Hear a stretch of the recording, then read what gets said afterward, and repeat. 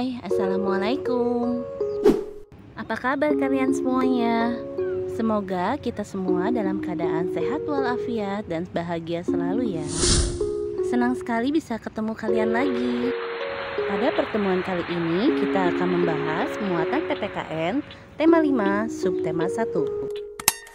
Tahukah kalian beragamnya kebutuhan manusia menyebabkan keberagamannya kegiatan ekonomi yang ada di sekitar kita?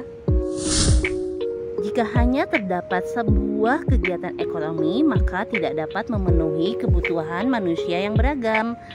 Oleh karena itu, manusia mendirikan jenis usaha yang berbeda-beda agar semua kebutuhan manusia dapat terpenuhi. Nah, inilah yang disebut dengan kegiatan berwirausaha. Wirausaha adalah sebuah kegiatan ekonomi yang didirikan oleh seseorang dengan modal dan kemampuannya masing-masing. Kegiatan wirausaha menghasilkan dua jenis kebutuhan masyarakat, yaitu barang dan jasa. Nah, anak-anak hebat, sekarang kita akan belajar beberapa sektor keberagaman usaha ekonomi masyarakat Indonesia. Yang pertama kita pelajari yaitu pertanian dan perkebunan. Pertanian di Indonesia menghasilkan banyak hal. Salah satunya adalah padi, jagung, dan kedelai.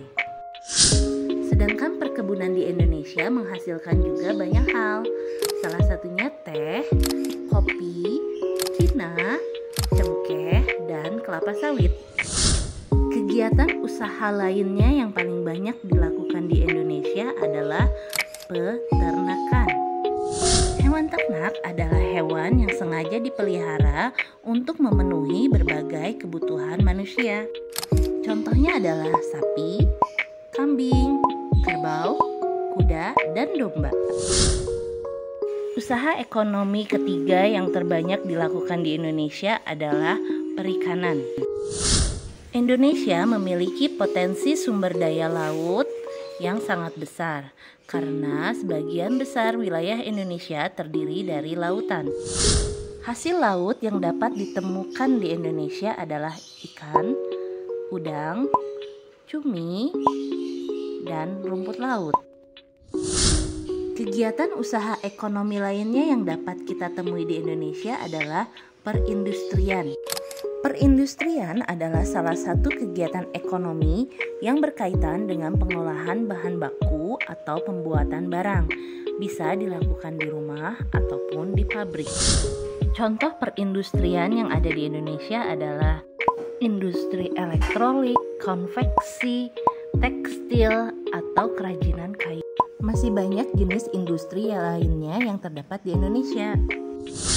Salah satu kegiatan usaha ekonomi yang ada di Indonesia lainnya adalah perdagangan. Perdagangan adalah kegiatan tukar-menukar barang atau jasa yang berdasarkan kesepakatan.